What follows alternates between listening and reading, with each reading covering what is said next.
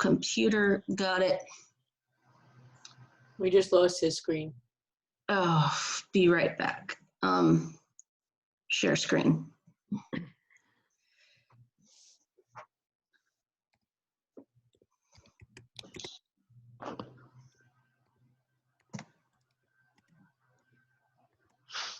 All set. Oh, excellent. Okay, I'll begin. So this is a very great delight to be invited to share with all of you this first part of Pope Francis's encyclical Fratelli Tutti. And I'm just going to start with some basic facts about the encyclical. This is the third encyclical by Pope Francis, and it is entitled On Fraternity and Social Friendship. So the title is from the admonitions of St. Francis, which were writings in which Francis laid out the basic core inspirations of gospel life. So these were writings where Francis is writing to his followers, telling them how to live the gospel, and hence this is the first words of Pope Francis's encyclical. This encyclical was in fact signed and completed on the feast of St. Francis of this year. So it was definitely connected with the life and the inspiration of St. Francis.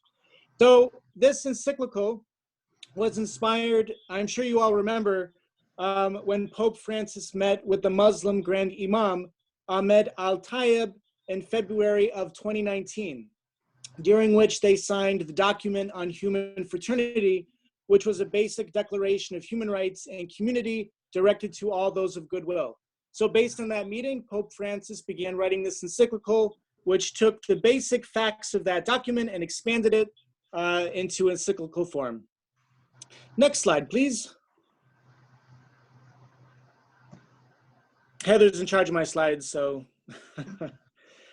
All right, so basically what I want to do is just kind of, there's so much good stuff here that Pope Francis wrote. I'm really going to try hard to keep this presentation within 15 minutes, so I'll do my best. So what I did was I just filled this presentation with the quotes from the encyclical because they're so rich and they're so beautiful. So I want to let Pope Francis speak for himself, especially on this issue of borders and neighbors and immigration. So after each quotation by Pope Francis, I just have a kind of a reflection question, just to give us a moment to pause, to reflect, and to kind of digest the words of Pope Francis that we just heard. So that's kind of how I'm going to do this presentation tonight.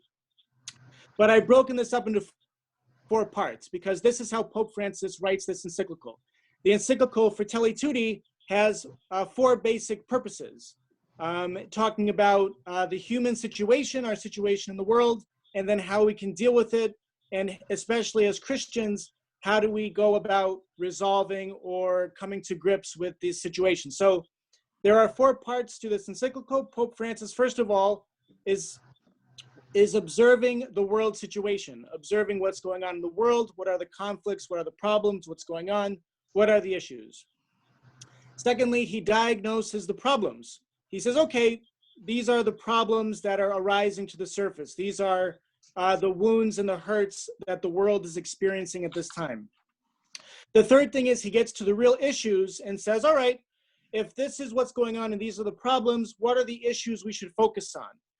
My particular issue that I'm going to talk about tonight is the part of the encyclical where he talks about immigration and borders and being neighbor to others. So that's just the issue that I'm going to speak of tonight. And in the following weeks, the other issues will get covered. And finally, the last thing Pope Francis is interested in this encyclical is pointing us to the right path, kind of setting us on the road towards saying, how can we as Christians begin to meet these issues, meet these problems, and work toward a solution. So these are the 4 things that we'll be looking at tonight with borders and neighbors. Next slide. All right, so the first thing is observing the world situation, and Pope Francis looking around and saying, what's wrong with the world? What's going on? What are the wounds and hurts that our world is experiencing? Next slide. And he says, in this chapter called Dark Clouds Over a Closed World. For decades, it seemed the world had learned a lesson from its many wars and disasters and was slowly moving towards various forms of integration. Our own days, however, seem to be showing signs of a certain regression. Ancient conflicts, long thought buried, are breaking out anew, while instances of a myopic, extremist, resentful, and aggressive nationalism are on the rise. Next slide, please. So the question, our moment's question is, what ancient conflicts do I see breaking out, whether in the news, in my community, or around the planet? So the Pope speaks of different conflicts breaking out, and I'm sure we could each think of a few of them. Certainly the COVID-19 pandemic being one of those conflicts, and kind of saying these are all wounds that hurt our planet and our world. Next slide, please. And he goes on further, observing conflict and fear. We no longer have common horizons that unite us. Indeed, the first victim of every war is the human family's innate vocation to fraternity. We believe that we can ensure stability and peace through a false sense of security, sustained by a mentality of fear and distrust. Next slide. Our question is, in what ways does fear and mistrust hurt my own identity, my community, my nation, and my world? So again, that fear and mistrust caused by conflicts, caused by this world situation of a breakdown in relationships. How does that hurt myself, the community that I live in, my own nation, and my world? So having observed the world, having observed what the wounds and the hurts are, the Pope goes further to diagnose the problems and say, what is the cause of this? What is causing these conflicts, this breakdown? What is causing this fear and this mistrust to be sown in the world today?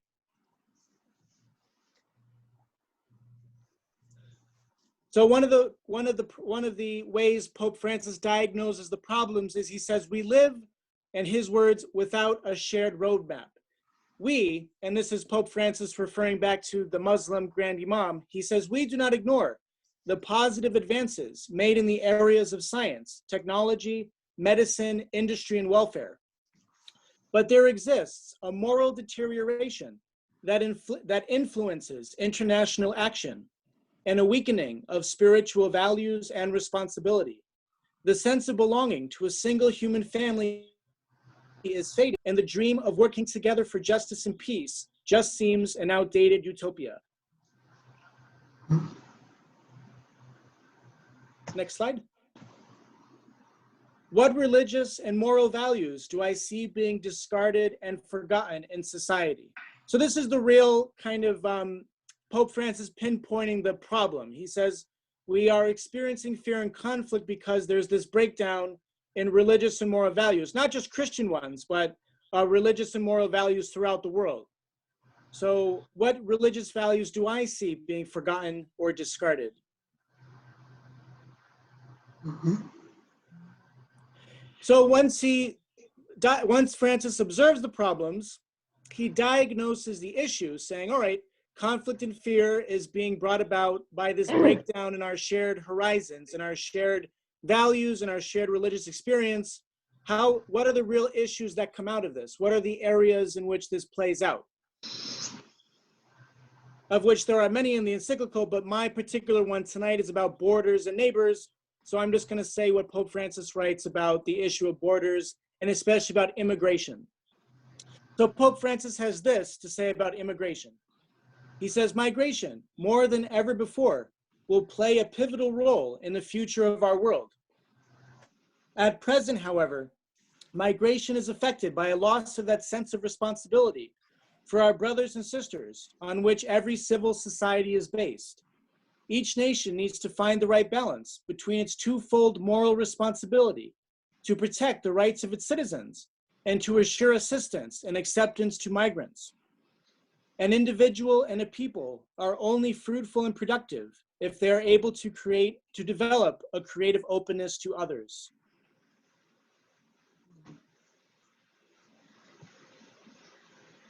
So that is the main issue that was my issue tonight, the issue of migration and borders. And so where this conflict and this breakdown of values plays out, especially in immigration and being welcoming to the stranger, which is a great religious value throughout the world, in which Pope Francis says is really breaking down these days, especially in individuals and a nation. So after diagnosing the problem, Pope Francis very helpfully points us to the right path. So he doesn't leave us alone. He doesn't just give us the issues to think about. He points us in the right direction and says, okay, these are certain ways we can look toward creating a solution. And the way he does this is talk about, of course, the parable of the Good Samaritan. This is the parable of how we all can be inspired to break out of our own preconceptions, our own biases, our own limitations, our own fear, our own insecurities, and reach out to the other person. I think everyone here knows the story of the Good Samaritan, so I'm not going to repeat it for the sake of time. So hopefully everyone knows it. So I will just say what Pope Francis has to say about this parable. So Pope Francis says, Jesus told the parable of the Good Samaritan to answer this question: who is my neighbor? He asks us not to decide who is close enough to be our neighbor, but rather that we ourselves become neighbors to all. Jesus asks us to be present to those in need of help, regardless of whether or not they belong to our social group. So as far as you know the story of the Good Samaritan, how does the Good Samaritan overcome boundaries and borders? So of course, the Samaritan and the Jews hating each other at that time, the Samaritan still steps through that boundary and that border and ministers to the Jew, to this Judean, without any counting of the cost. So that real story of Jesus of overcoming barriers and borders. So Pope Francis says, this story inspires us, and Jesus tells us in the story that we don't just have to look for our neighbors, we have to actually become neighbor to each other. So Pope Francis says, in this case, in this story, the Samaritan became a neighbor to the wounded Judean. By approaching and making himself present, he crossed all cultural and historical barriers. Jesus concludes the parable by saying, go and do likewise. This encounter of mercy between a Samaritan and a Jew is highly provocative. It challenges us to expand our universal dimension of our call to love, one that transcends all prejudices, all historical and cultural barriers, and all petty interests.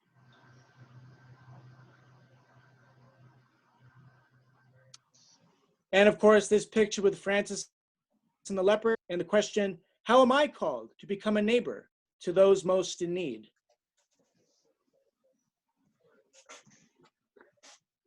So that's not the only way Pope Francis points us along the right path. He has several other indications for us, but the Good Samaritan is the first and foremost indication. So Pope Francis speaks about an open world and saying, human beings are so made that they cannot live, develop, and find fulfillment except in the sincere gift of self to others. Life exists where there is bonding, communion, fraternity. And life is stronger than death when it is built on true relationships and bonds of fidelity. No one can mature or find fulfillment by withdrawing from others. The need to transcend our own limitations also applies to different regions and countries. Through the diversity of ethnic groups, cultures, and societies, we see the seeds of a vocation to form a community of brothers and sisters who accept and care for one another. And this arises the question, where do I tend to withdraw from others when God instead invites me to go and do likewise?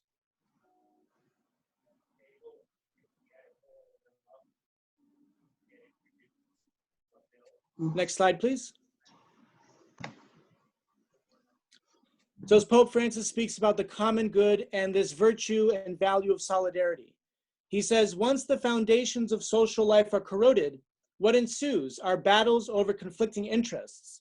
Let us instead return to promoting the good, both for ourselves and for the whole human family, and thus advance together towards authentic and integral growth. It is good for us to appeal to the solidity born of a consciousness that we are responsible for the fragility of others as we strive to build a common future. And I just want to pause and say, I really love that phrase. We are responsible for the fragility of others as we strive to build a common future. Solidarity finds concrete expression in our service, which can take a variety of forms in an effort to care for others.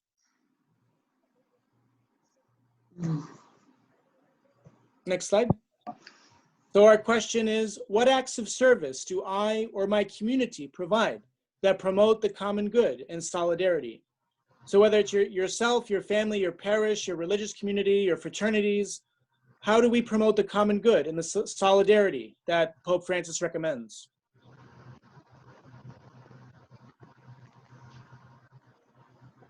So again, coming back to the issue of borders, and Pope Francis is very particular about what do we need to do about this issue of migrants, of immigration, of refugees. And he says, until substantial progress is made in eliminating the social problems causing migrations, we are obliged to respect the rights of all individuals to find a place that meets their basic needs and those of their families, and where they can find personal fulfillment.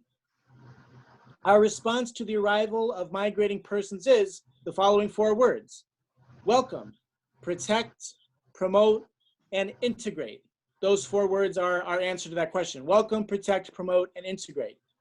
In order to build cities and countries that, while preserving their respective cultural and religious identity, are open to differences and know how to promote them in a spirit of human fraternity. So right away, we are asked, in what ways can we as a nation do more to welcome, protect, promote, and integrate the newcomers among us? Mhm.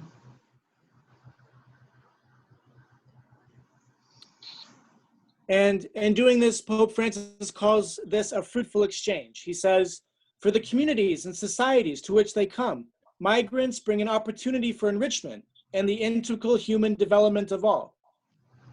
When we open our hearts to those who are different, this enables them, while continuing to be themselves, to develop in new ways. Cultures should be encouraged to be open to new experiences through their encounter with other realities. So he's not just talking about individuals, but he's saying even cultures meeting each other can benefit from this fruitful exchange as well. How have I experienced the richness of other cultures and other beliefs?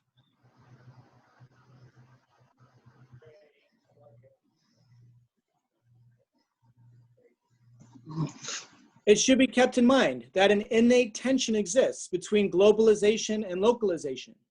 We need to pay attention to the global to avoid narrowness and banality. Yet we also need to look at the local, which keeps our feet on the ground. Together, the two prevent us from falling into one of 2 extremes. Just as there can be no dialogue without others, without a sense of our own identity, so there can be no openness between peoples, except on the basis of love for one's own land, one's own people, and one's own cultural roots. I cannot encounter another unless I stand on firm foundations.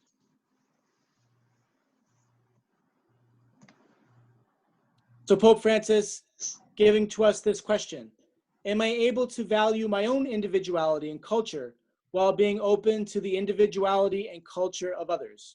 So asking ourselves, do we appreciate ourselves for who we are, our religious identity for what it is, our nation and our national culture for what it is? Are we proud of it? Are we convicted by it? And at the same time, able to value and appreciate the culture's beliefs and individuality of others.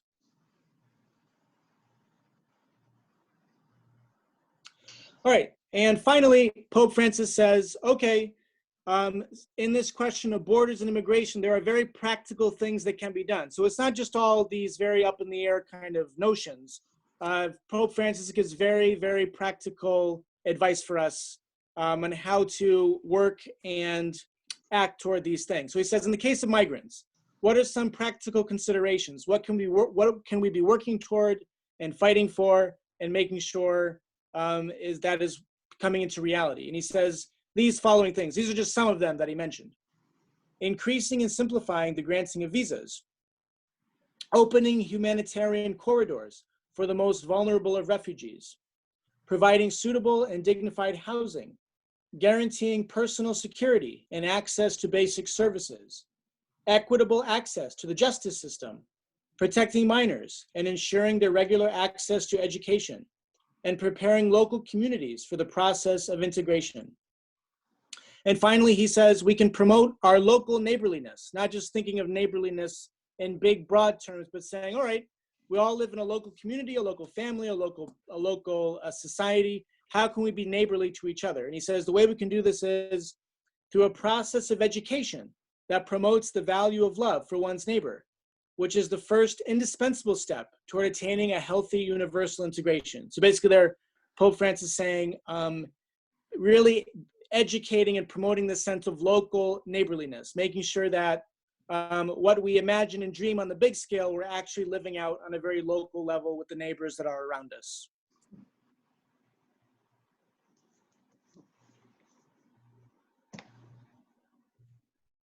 All right, so I just gave you all a lot of Pope Francis right there.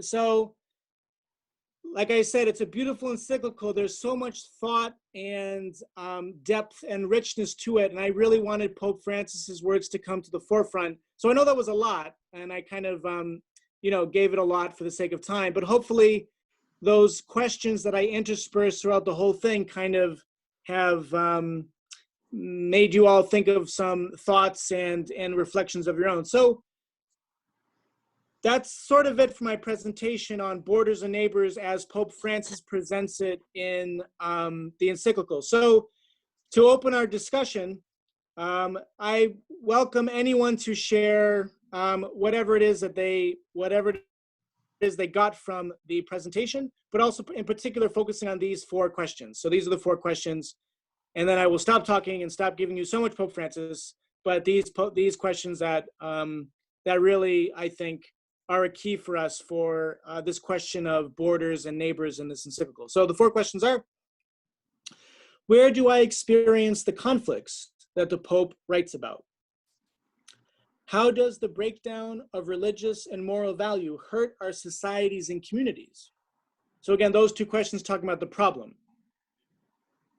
The next 2 questions are about the solution.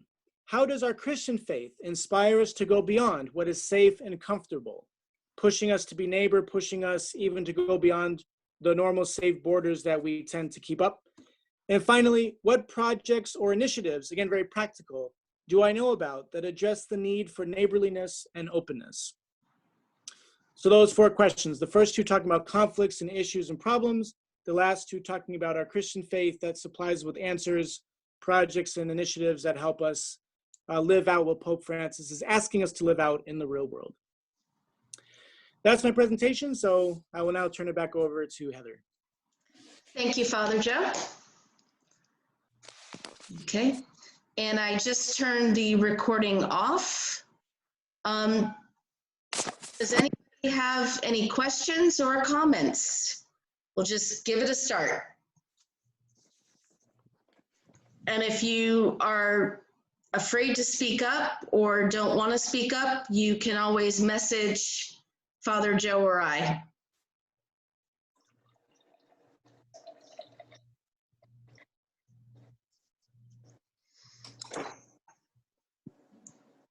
Quiet group.